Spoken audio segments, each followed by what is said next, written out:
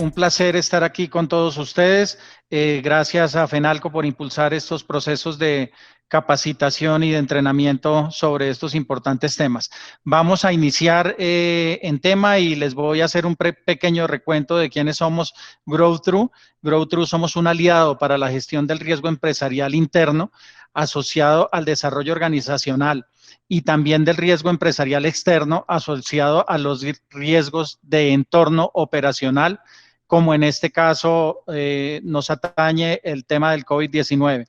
Contamos con una metodología de análisis multidimensional basada en un proceso de co-creación mediante el tratamiento riguroso de información que permite a nuestros expertos ofrecer soluciones prácticas para garantizar la sostenibilidad del negocio. Al final, GrowThru, experto en manejo de riesgos y acompañando a todas las compañías que nos lo solicitan en garantizar la sostenibilidad del negocio hacia el futuro. No siendo más, iniciamos en tema. Nuestra agenda de hoy será una pequeña introducción sobre el entorno. En el punto 2 tendremos la reactivación económica de Bogotá, cómo avanza y la confianza del consumidor. En el tercer punto, la columna vertebral de los protocolos y el fundamento jurídico.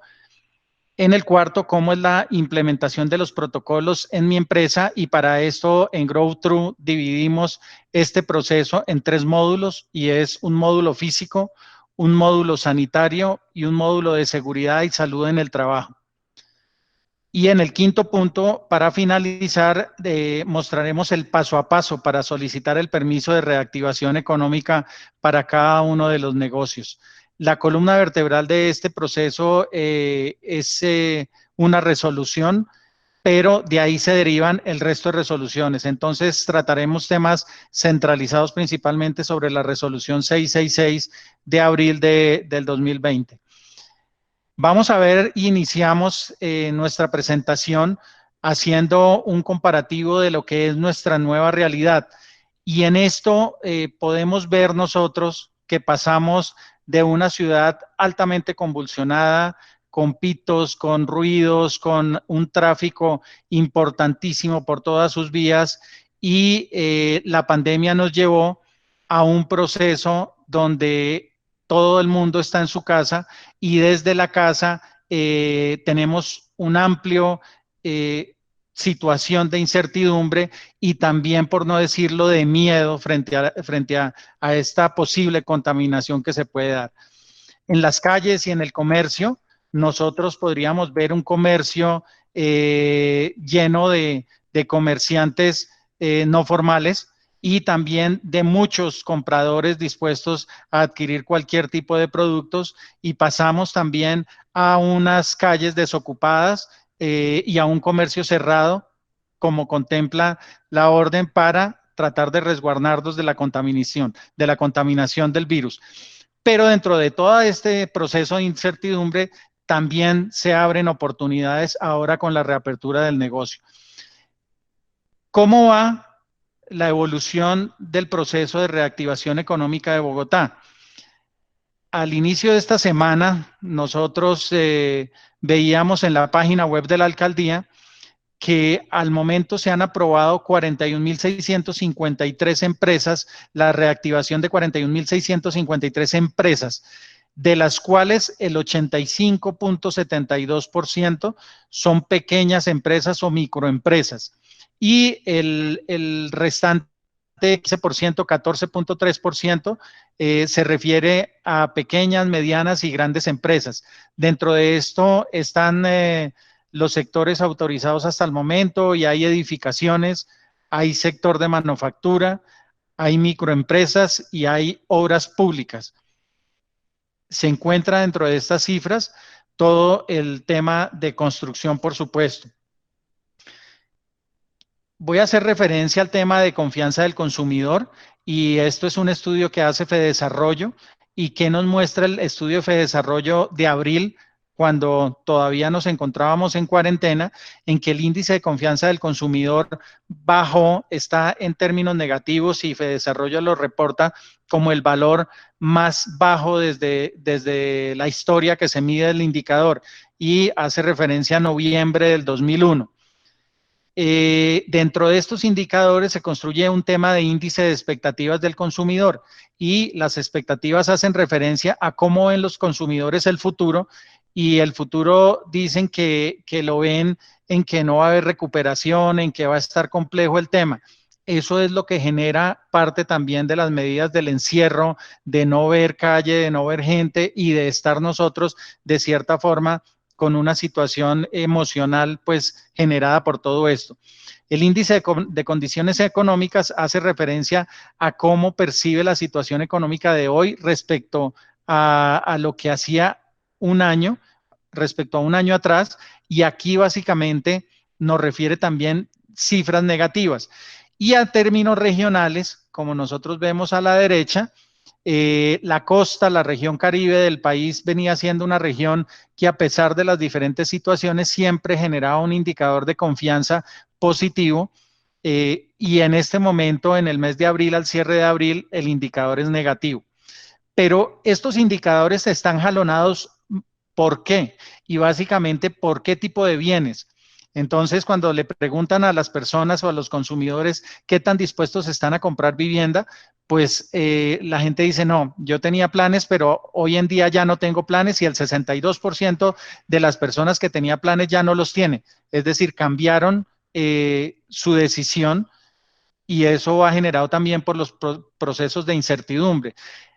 Los que están dispuestos a comprar bienes durables como televisores, electrodomésticos, el 81% negativo también dice que no está dispuesto a invertir en esto. Y los vehículos también es un área que está demasiado afectada. Los que querían comprar vehículos nuevos en concesionario también manifiestan no comprarlos.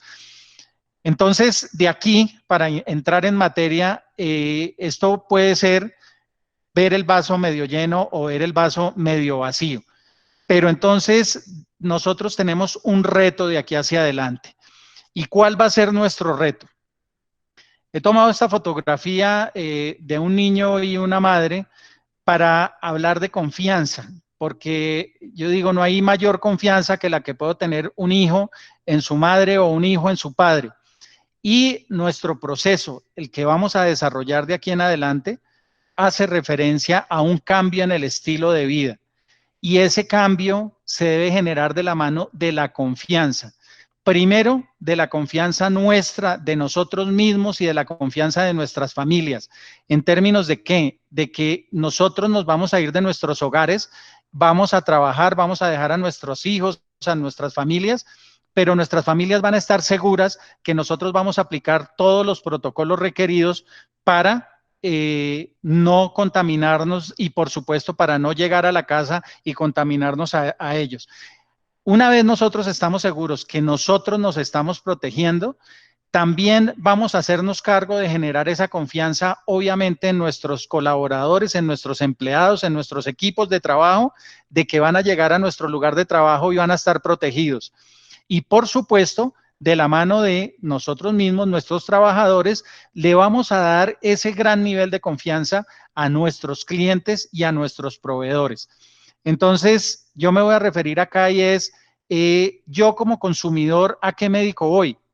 Pues obviamente yo voy al médico que me genera confianza. ¿A qué odontólogo yo voy? Al odontólogo que me genera confianza. ¿A qué abogado yo consulto? Al abogado que me genera confianza. ¿A qué negocio voy a ir yo a comprar? ¿Dónde voy a adquirir mis productos? En un negocio que me genere confianza, donde me siento seguro, donde están implementados todos los protocolos y donde el servicio que me dan y todos los elementos como están dispuestos me dan la tranquilidad de que es un lugar seguro. Y de la mano de la confianza y de la seguridad vamos a generar felicidad. Y yo donde consumo y donde me gasto mis ingresos. Entonces, obviamente, donde me siento seguro, donde estoy muy bien atendido y donde yo encuentro todas las cosas que necesita. Obviamente, esa felicidad que vaya muy cogida de la mano del uso de los elementos de protección personal. Entonces, pasamos al punto de la columna vertebral de los protocolos. Y aquí vamos a hacer referencia a la resolución 000-666 del 24 de abril del 2020. Esta es una resolución que es el eje principal de todos los protocolos que han salido y aunque hace referencia a adoptar los protocolos generales de bioseguridad para mitigar y controlar y realizar un manejo adecuado de la pandemia del coronavirus COVID-19, es una resolución que es emitida por el Ministerio de Salud, por el Ministerio de Comercio y por el Ministerio de Trabajo.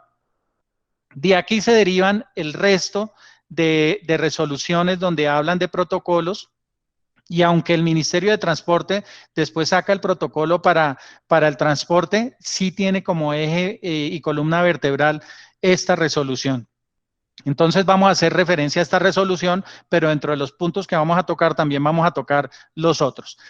Vamos a iniciar con un tema básico y es un estudio que hizo y que fue publicado de New England Journal of Medicine sobre el tiempo de duración del virus en los diferentes materiales, donde habla de aerosoles 3 horas, el cobre 4 horas, el cartón 24 horas, en acero 72 horas, en plástico 72 horas.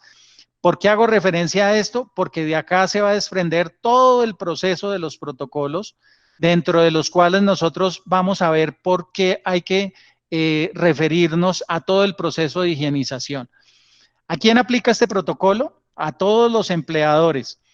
¿Y cuál es la palabra común para un empleador? Es garantizar. El empleador debe garantizar la ejecución del protocolo. El empleador debe garantizar los elementos de protección personal para todos los empleados. El empleador debe garantizar la capacitación a los trabajadores y a los contratistas.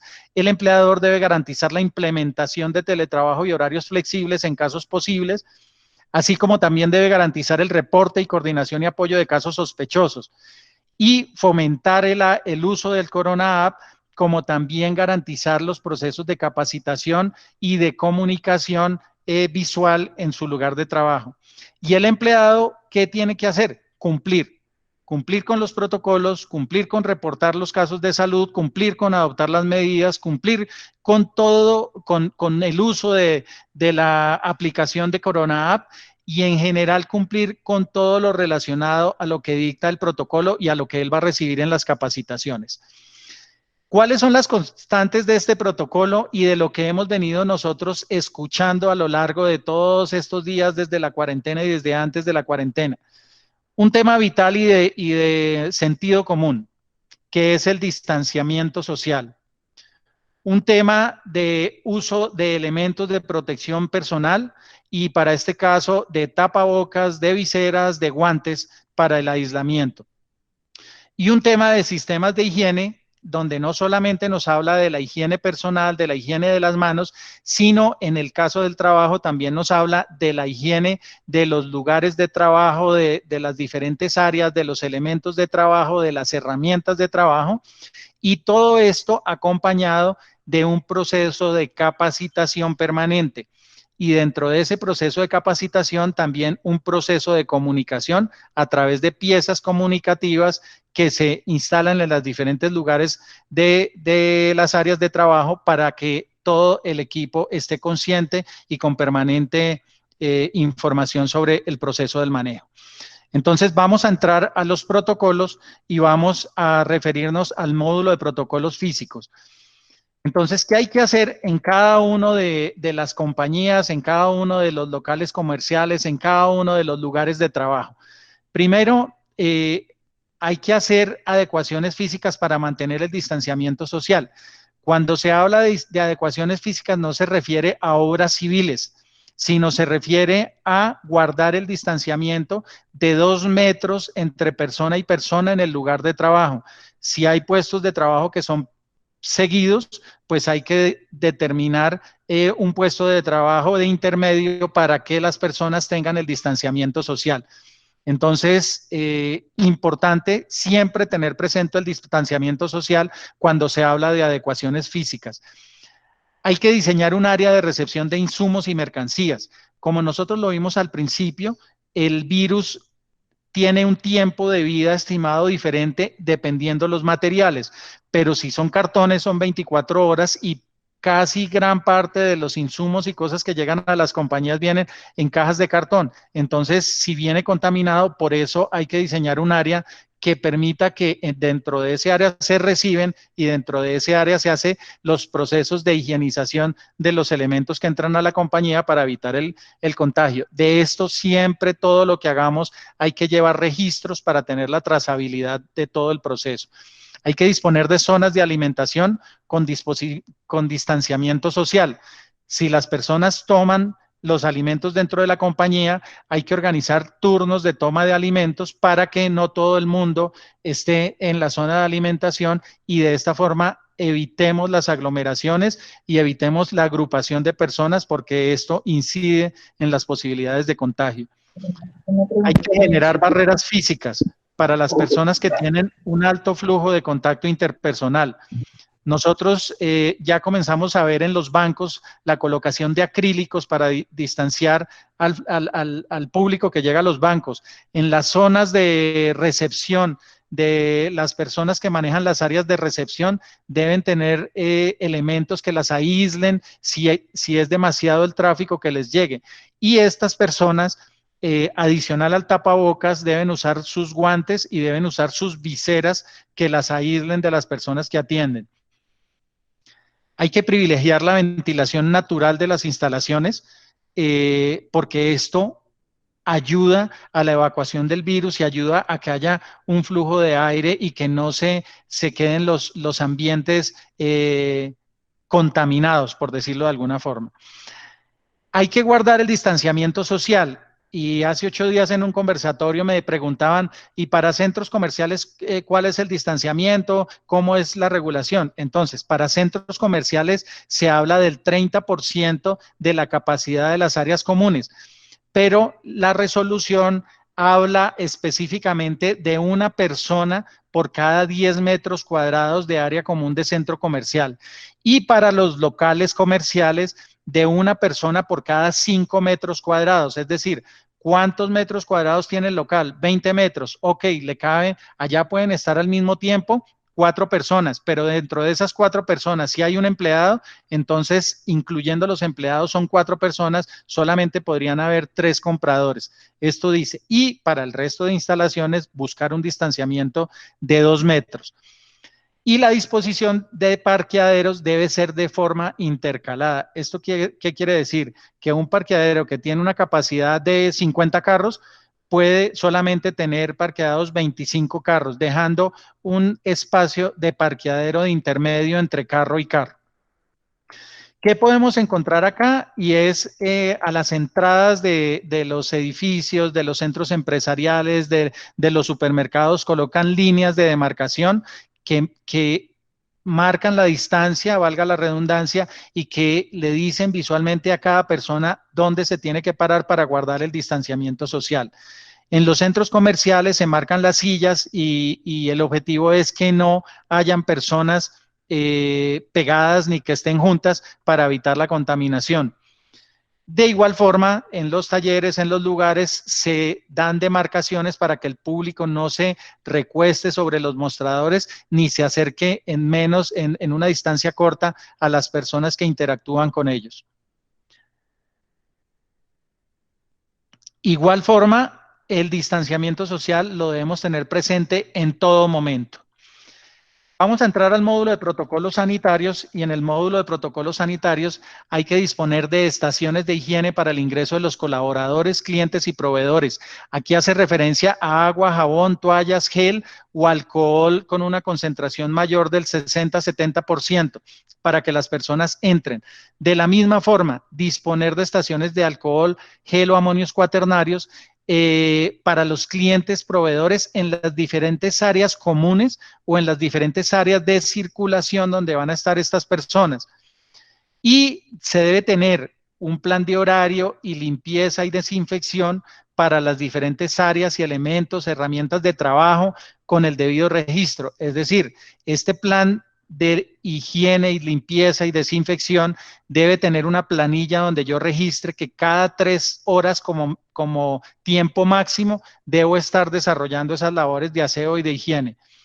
De la misma forma, las personas cada 3 horas, preferiblemente como tiempo máximo, se deben lavar las manos, pero el protocolo también dice que si se puede, en cada 30 minutos hay que lavarse las manos. Suena esto un poco extremo porque dice uno, pero ¿a qué horas va a trabajar toda la gente? Entonces, al final hay que disponer que todos los elementos de trabajo también estén desinfectados.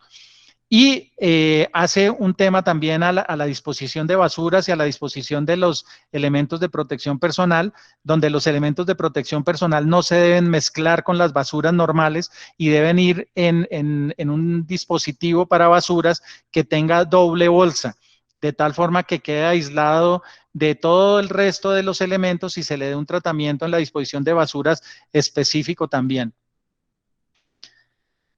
La limpieza y desinfección de insumos y materias primas recibidas. Nosotros ya hablábamos de tener un área determinada para las materias primas y los insumos y de la misma forma en esa misma área se debe realizar la limpieza y la desinfección de las mismas para que el ingreso a la compañía o al local o al comercio sea previamente tratado. De la misma forma, el despacho de productos desinfectados, el despacho de productos deben ser ir desinfectados con soluciones desinfectantes. Entonces, aquí se usan amonios cuaternarios, se usan diferentes sustancias y soluciones que deben ir en las concentraciones adecuadas. Para esto, ¿qué usan? ¿Qué se usan?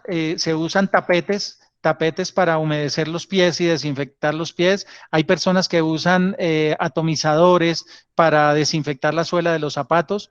También hay lugares de comercio donde están instalando lavamanos de pedal y disposición de toallas higiénicas y agua para que todo el que ingresa se lave las manos. En los centros comerciales también, y la desinfección de pies con disposición de lavaderos, de lavamanos de pedal. Y de la misma forma, en los ingresos de centros empresariales estamos viendo lo mismo. Como vemos nosotros en esta fotografía, el celador siempre lleva un registro y toda actividad que nosotros desarrollemos es importante siempre generar registro, porque en el momento que haya alguna contaminación, van a referirse a los registros escritos y con los registros escritos a las personas que tuvieron contacto con esa persona que pueda estar contaminada, sea una persona pasiva o que tenga sintomatología. Entonces, todo el proceso de registros se debe llevar en todos los casos de manejo de basuras, de higienización, de ingreso de personas a los establecimientos. Vamos a entrar al módulo de protocolos de seguridad y salud en el trabajo y un factor supremamente importante es la coordinación con EPS y ARL. Como todos lo sabemos, el coronavirus ya hace parte de una enfermedad contemplada dentro de las actividades laborales, entonces debemos estar en contacto permanente con las empresas prestadoras de salud y de riesgos laborales. Debemos tener un plan de capacitación y un plan de comunicaciones. Este plan de capacitación y el plan de comunicaciones debe llevar un registro. Preferiblemente se usan unas planillas donde se registra el nombre del colaborador, la cédula, la dirección, el tema que se le suministró, la fecha en que se le suministró la información y ellos reciben su capacitación y firman. Esto no es un proceso por cumplir, sino es un proceso de concientización.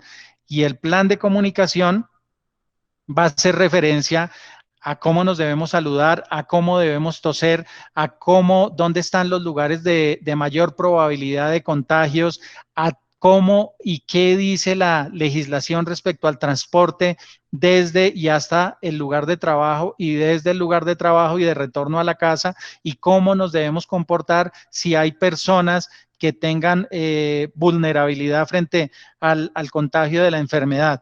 Todo esto debe ir especificado en la capacitación. De la misma forma, debemos desarrollar las rutinas para la toma de temperatura y reporte de estado de salud. Todos estos procesos es importante desarrollarlos con registros de las personas que ingresan, llámese empleados, clientes o proveedores. todo se debe dejar registrado: la hora en que entra, la temperatura en que lleva, las rutinas de lavados de manos, las pausas activas y los registros de salud mental. Entonces hay que seguir con los mismos temas de pausas activas y de salud mental en el trabajo. Lo que ya les decía de transporte desde el hogar, hay que fomentar el uso de bicicleta, moto, patineta y si ya hay un tema extremo, pues sí, el uso del transporte público como todos lo usamos, pero si hay otros medios, preferiblemente utilizar otros medios para evitar las aglomeraciones de personas. Dentro de las mismas capacitaciones, siempre debe haber un responsable en la compañía. Y ese responsable, si es la persona que tiene todo el manejo de seguridad y salud en el trabajo, o si es el gerente general o si es el administrador del punto de venta, debe tener la disposición del uso de los elementos de protección personal, como son los tapabocas, los guantes y las viseras. Y para el caso de empresas de manufactura, de empresas de madera, de diferentes que utilicen máquinas, siempre nos habla de la disposición de máquinas y el manejo de las herramientas y de las herramientas personales que debe tener cada empleado, sus herramientas. Para el caso del sector de manufactura, si es personas administrativas, cada uno debe tener su cocedora, cada uno debe tener sus elementos de trabajo personal para que no intercambien elementos con otros colaboradores del equipo. De la misma forma, el ingreso de las personas, si tienen que utilizar uniforme, deben tener una disposición cuidadosa de las ropas y elementos personales en bolsas individuales, de tal forma que no se mezclen ropas de los empleados ni con los uniformes tengan contacto para evitar la diseminación del virus. Y de la misma forma, el lavado diario y desinfección de uniformes. Hay que tener en cuenta que hay que fomentar el uso de la Corona App para que de esta forma nosotros estemos siendo monitoreados y colaboremos con el Estado con el rastreo y el monitoreo de las situaciones. Bueno, vamos a ver nosotros qué se hace de lo que les acabo de hablar. Entonces, el proceso de toma de temperatura de las personas que deben tener su visera, su tapabocas. Aquí en este caso, el no uso del guante, pero esta persona debería usar los guantes. Todo el plan de comunicaciones dentro de la compañía sobre el uso obligatorio del tapabocas, sobre el distanciamiento social, sobre el no saludar de mano, etcétera, etcétera. Y siempre el registro de todas las actividades es muy importante llevarlo. Vamos a ver que se necesitan los permisos para la reactivación. Y aquí lo primero que hay que hacer, casi en todas las firmas de contratos de colaboradores se gestiona el formato de la habeas data, de autorización para el manejo de datos. Entonces, en este caso, si no lo hemos diligenciado al momento del contrato, se desarrolla, este formato se encuentra en internet fácilmente. Hay que tener un responsable y siempre que se haga una visita de auditoría, lo primero que van a preguntar es quién es el responsable del proceso del sistema de gestión de seguridad y salud en el trabajo. Si la empresa tiene turnos, debe haber un responsable por turno y esa será la persona a contacto que lidera el proceso en el turno. Se debe desarrollar el plan de capacitación y esto se debe dejar por escrito con todos los protocolos de bioseguridad de colaboradores, gestionando el formato siempre, la trazabilidad y la evidencia de todos los procesos. Se debe hacer la implementación del plan de comunicaciones y es colocar las piezas de comunicación en los diferentes lugares y áreas de trabajo. De la misma forma, se debe elaborar el listado de colaboradores y para esto la alcaldía tiene un listado bastante extenso donde hay que colocar toda la información desde el lugar de residencia, con quién vive, las edades de las personas con que vive, si el colaborador tiene preexistencias de diabetes, de accidente cerebrovascular o qué preexistencias tiene, obesidad, para llenar este formato. Se debe desarrollar un documento sobre rutinas de higienes de áreas, es decir, este sería el protocolo y el documento que se adjunta a la alcaldía en el momento en que se ingrese a la plataforma. Se debe disponer de todos los elementos de protección personal y en todas las áreas de trabajo y dejarlo registrado en un documento que sea el que se sube a la alcaldía. Se debe definir y disponer del procedimiento de la disposición de desechos y elementos de protección personal Y el tema del aislamiento y de la zona del lugar de almacenamiento de insumos de higiene. Aquí el protocolo habla de fichas técnicas de uso y concentraciones, pero los productos normalmente ya vienen listos para su uso. De igual forma, habla del horario flexible. Y acá quiero hacerles un énfasis en que en el horario flexible, énfasis la alcaldía para evitar las aglomeraciones. Evitando estas aglomeraciones, tiene una prelación, uno, en las horas de entrada y en las horas de salida, y visualizando estas horas de ingreso y estas horas de salida, que también ayuda para no concentrar alto público en las zonas de estaciones de transporte público, es un tema que le dan bastante prioridad, hemos observado nosotros en el análisis de las autorizaciones. Hay que estructurar el proceso de ingreso, de toma de temperaturas, de higiene de ingreso, como lo veíamos en las fotografías, y del registro de los datos de todas las personas. Preferiblemente no usar el mismo esfero y que se preste el esfero porque hay que firmar las planillas. Entonces, que las personas que traigan su esfero no lo firmen con el esfero personal para evitar la contaminación. Y hay que contactar al ejecutivo de la EPS o la ARL, como lo hablaba anteriormente, para seguir las recomendaciones. Cada EPS y cada ARL ha diseñado unos documentos de recomendaciones sobre los temas de riesgos, sus características y cómo evitarlos. Entonces, es importante contactarlos. Hay que fomentar el transporte en bicicleta, en moto, en patineta o en carro, como les decía anteriormente. Obviamente, muchos nos toca en transporte público, pero en la medida que se pueda, hay que fomentar estos otros tipos de transporte. Y sobre todo esto, hay que desarrollar un documento. Entonces, me voy a remitir a un documento modelo de una compañía que ya está operando y que fue autorizada. Y al final, ¿qué se hace? Se consolida toda la información de lo que les he hablado anteriormente. Entonces, en este caso es un concesionario de vehículos donde trabajamos nosotros todo el desarrollo de protocolos y habla de la generalidad, el punto 1. Entonces dice en cabeza de su gerente general, velarán por el cumplimiento de los protocolos, ya habla de la coordinación con la ARL, habla del responsable, de un jefe de taller, y los recepcionistas serán los responsables encargados de verificar que todas las personas que ingresen cumplan y que todos los colaboradores sean capacitados. Habla del registro de la temperatura y un poco del proceso que se hace y de las actividades que no se pueden realizar como el saludo personal y todo esto, y que el objetivo al final es velar por la salud de las personas. Luego de darle esta generalidad, habla del tema de la adecuación de instalaciones, de la higiene y del cuidado personal.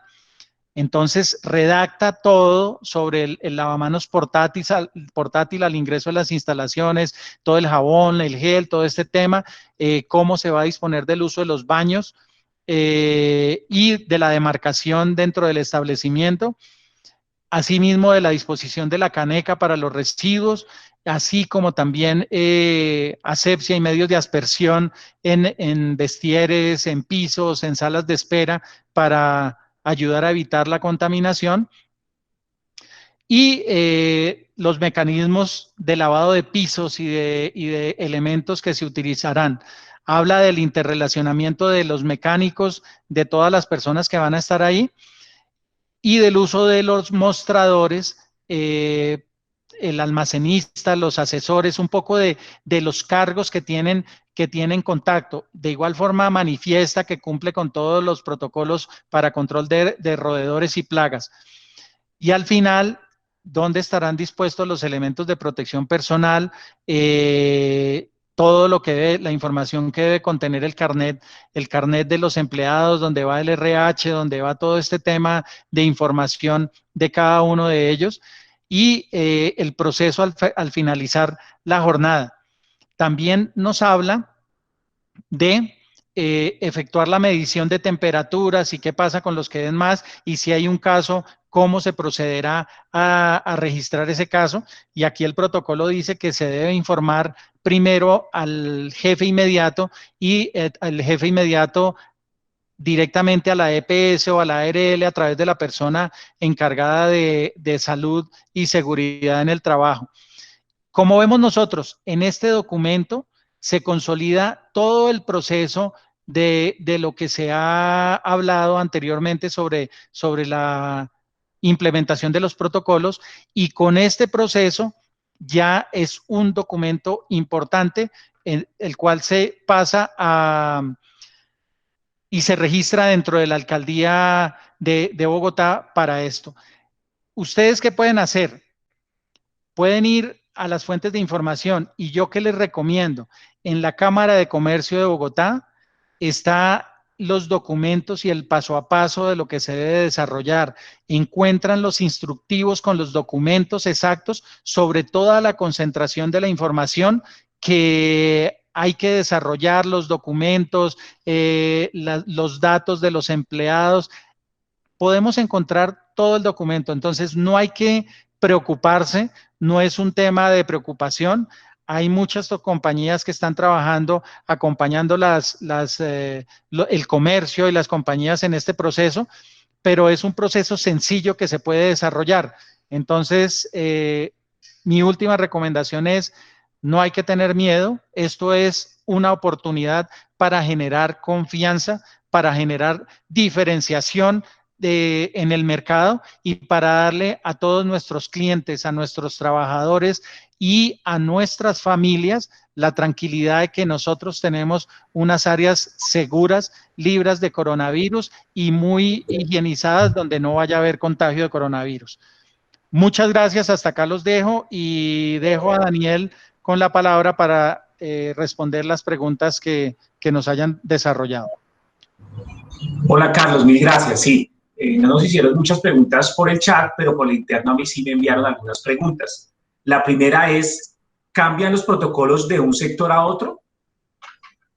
Sí cambian los protocolos de un sector a otro.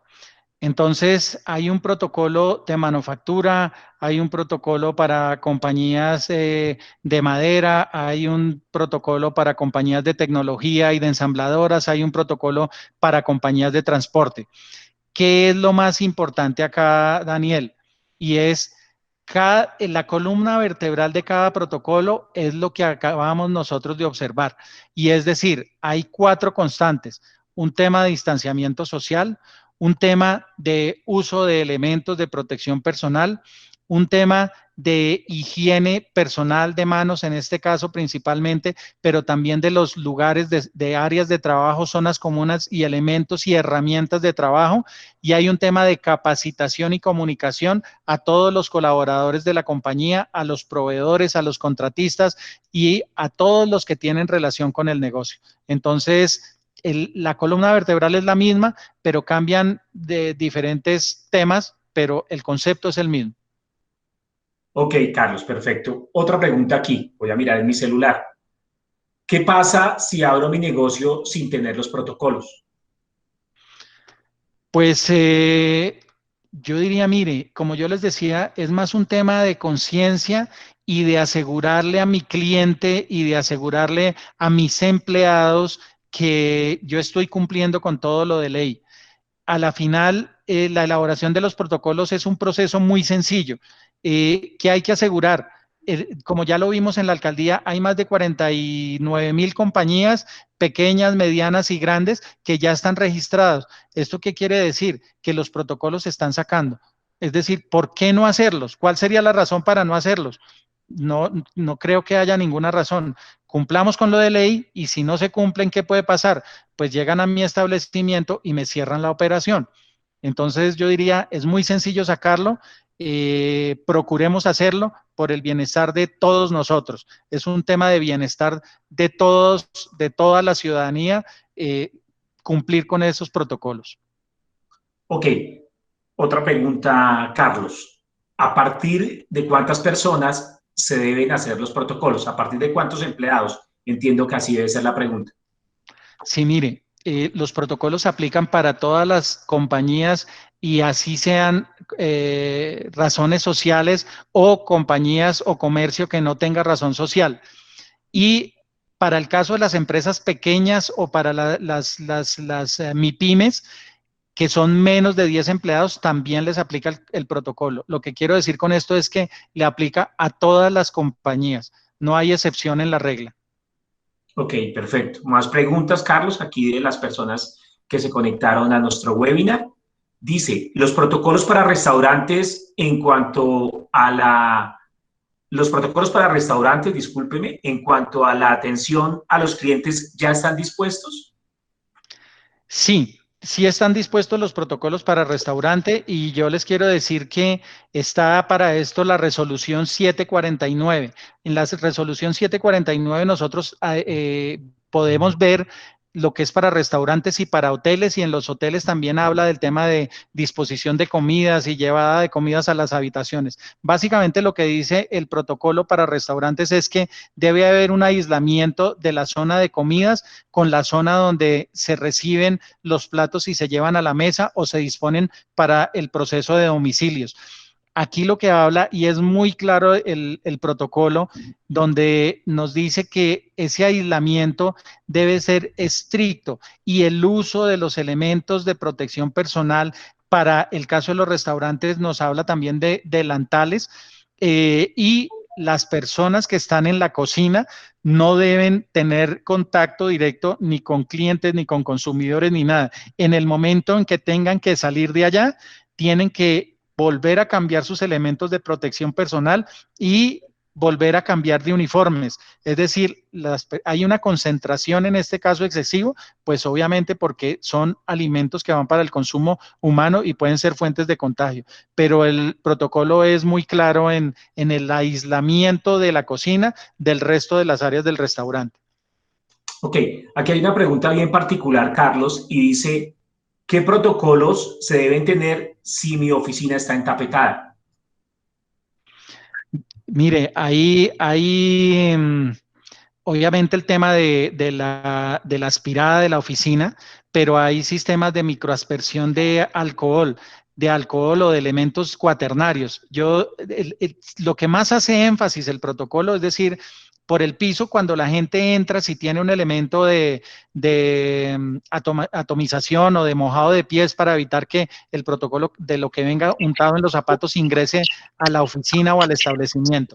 Y segundo, lo más importante es todo lo que tiene que ver en contacto con las manos, porque nosotros con las manos nos cogemos la cara, con las manos nos tomamos los ojos, con las manos nos cogemos la nariz, y el virus es claro que se contagia por boca, por nariz, por ojos, o es importante tenerlo en cuenta, por laceraciones que tengamos nosotros en la mano, en el brazo. Es decir, si nosotros tenemos una costrica de una pequeña herida, de una pequeña laceración, por ahí también se nos puede contagiar el virus. Entonces, es importante tener esto en cuenta. Ok, más preguntas, Carlos. Dejamos por eso los últimos 15 minutos de esta capacitación para absorber las preguntas de nuestros afiliados. La pregunta dice, ¿los empleados que padecen enfermedades como diabetes o obesidad pueden trabajar de manera presencial? No, la respuesta es no. En la planilla que se llena a la alcaldía va un cuestionario de preexistencias, como yo les contaba anteriormente, y lo que recomienda es el teletrabajo o el trabajo desde casa de todos estos colaboradores, y el requisito es que los colaboradores trabajan desde casa y diariamente deben reportar su temperatura y si tienen sintomatologías de alguna alteración de salud, para inmediatamente ponerse en contacto a través de la persona responsable de seguridad y salud en el trabajo con la EPS y con la ARL. Ok, mire que aquí hay una pregunta supremamente interesante, Carlos. Dice, ¿los tapabocas y caretas deben estar autorizados por INVIMA? Preferiblemente sí. Hay mucha especulación y uno en el mercado está encontrando tapabocas de todos los precios y de todas las marcas y de todos los sabores, pero preferiblemente que sean autorizados por el INVIMA, y eso tiene un sentido, y es que tenga las capas y las barreras para que cuando se comuniquen las personas, la barrera tranque la emisión de salud, de saliva o de cualquier tipo de elementos que pueda contaminar ya sea los elementos, los lugares o a las otras personas con que está rodeada esta persona. Ok, perfecto. Mire qué interesante, Carlos, se ha conectado gente de personas de otras ciudades diferentes a Bogotá. Nos hacen esta pregunta, ¿los protocolos varían de una ciudad a otra? Como yo les decía, la columna vertebral de todos los protocolos es la misma resolución. Entonces, en este caso estamos hablando de la 666 de abril 24 del 2020. Y sobre esta resolución se fundamentan todas las exigencias que hay.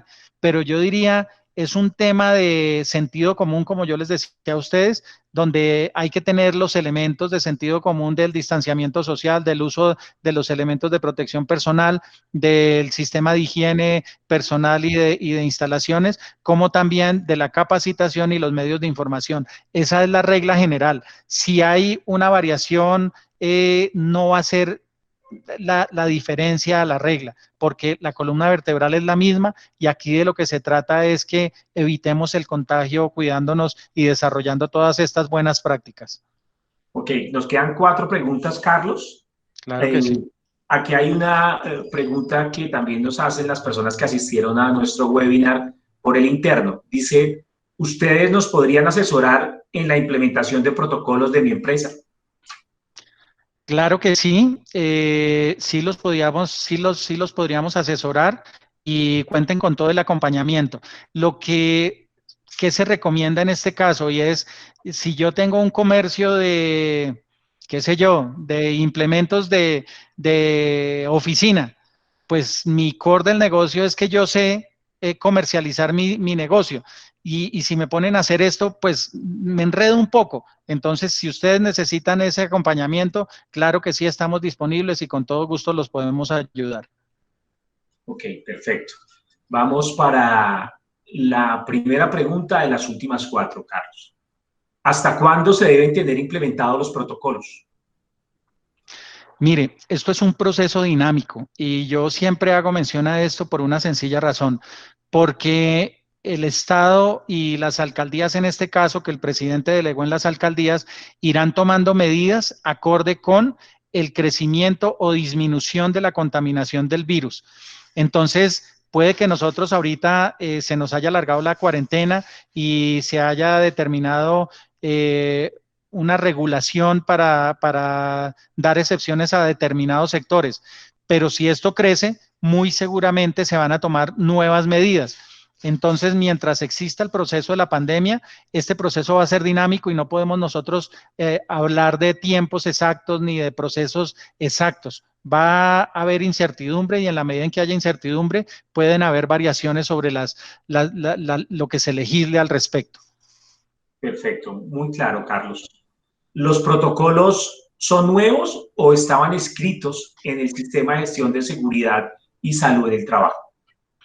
No, los protocolos son nuevos y como nosotros vemos, esto inició con los primeros decretos y resoluciones desde el mes de enero hacia acá, tal vez cuando comenzaron a generarse las regulaciones y como enfermedad contemplada en todo el tema de riesgos profesionales, lleva 20 días, aproximadamente un mes.